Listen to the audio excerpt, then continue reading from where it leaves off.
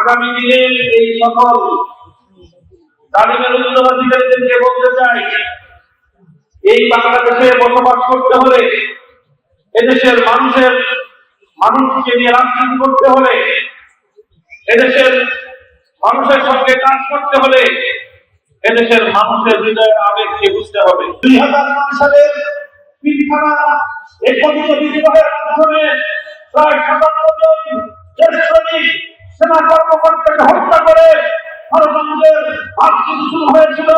2013 সালে হত্যাযন্ত্রে ভারতের অন্ধকারে নির্মমভাবে তাহাজ্জুদরত ঘুমন্ত আলেম ওলামা হেফাজতে ইসলামের নেতাকর্মীদেরকে নির্মমভাবে হত্যা করা হয়েছিল।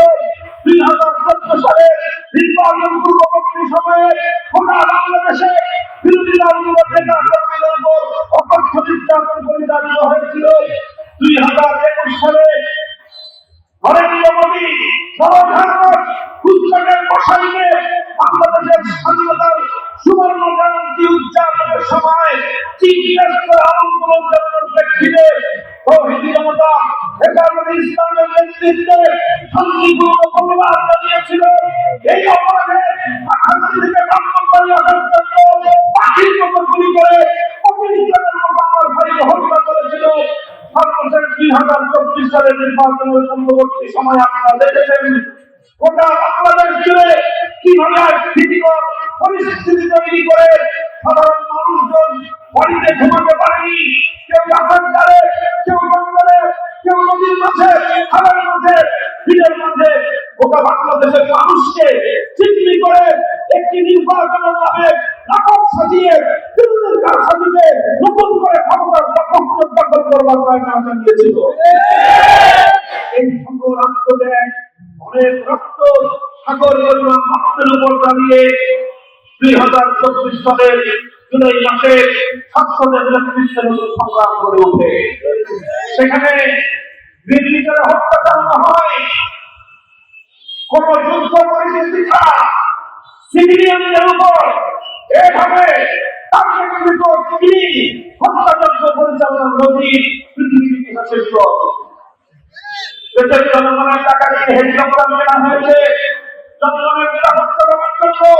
সেই হেলিকপ্টার থেকে শেখ হাসিনার ভারতীয় খুচরা বাহিনী তারা আইন শৃঙ্খলা রক্ষাকারী বাহিনীর নিরাপত্তায় দিয়ে তারা দলীয় বিদ্রোহে চাকরি দিয়ে তারা জনগণের বিরুদ্ধে যুদ্ধ ঘোষণা করে হেলিকপ্টার থেকে গুলি করে মাথার মধ্যে গুলি করে 3 বছরের শিশু থেকে নিয়ে শুরু করে নারী পুরুষ নির্বিচারে মানুষকে হত্যা করেছে। ঘরের বেডরুমে পর্যন্ত গুলি করে মানুষকে হত্যা করা হয়েছে। বাড়ির ছাদের উপর অবস্থানরত ছেলেদেরকে মেয়েদেরকে গুলি করে হত্যা করা হয়েছে। এভাবে প্রায় সহস্রাধিক মানুষ গোটা বাংলাদেশে হত্যা হয়েছে। দেশের মানুষকে হত্যা করেছে, মুসলমান হত্যা হয়েছে, হিন্দু হত্যা হয়েছে, স্কুলের ছাত্র, কলেজের ছাত্র, ইউনিভার্সিটির ছাত্র, মাদ্রাসার ছাত্র, মসজিদের ইমাম, আলেম সমাজ, এমন কোন সমাজের কোন শ্রেণী বা পেশার লোক নেই যারা এই হত্যাকাণ্ডের এবং তাদের হত্যাযজ্ঞের শিকার না হয়েছে। গোটা বাংলাদেশ ঐক্যবদ্ধ, গোটা বাংলাদেশ ঐক্যবদ্ধ। শেখ হাসিনার এই নির্বিচার হত্যাকাণ্ডের বিচার বাংলাদেশে করতে হবে, তাকে ধরে আনতে হবে। সেনা কর্মকর্তাদের হত্যার বিচার করতে হবে। হত্যাকাণ্ডের বিচার করতে হবে।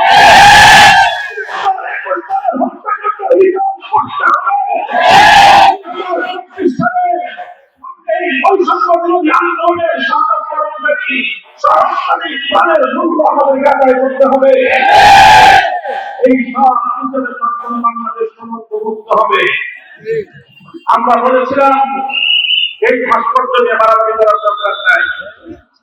আপনার মানবকে আর জাতির সামনে নতুন করে লাঞ্ছিত এবং অপমানিত করার ব্যবস্থা করবেন না। এই কথা বলার অপরাধে আমার বিরুদ্ধে তিনি ক্ষিপ্ত হলেন। এই কথা বলার অপরাধে আমাকে তিনি গ্রেফতার করলেন।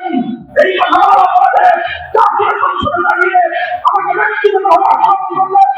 এই কথা বলার অপরাধে তিনি আমার বিরুদ্ধে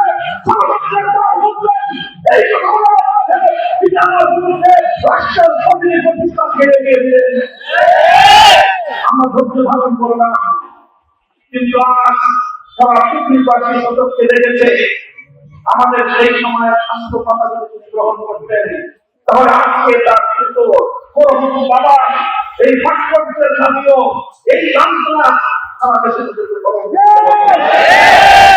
স্মরণ করিয়ে দিতে চাই এই ঘটনা থেকে আজকে যে সবাই যেন শিক্ষা গ্রহণ করি কোন কিছু নিয়ে অতিরিক্ত বাড়াবাড়ি ভাব নয়। মনে রাখবেন ক্ষমতা কারোর জন্য চিরস্থায়ী নয়।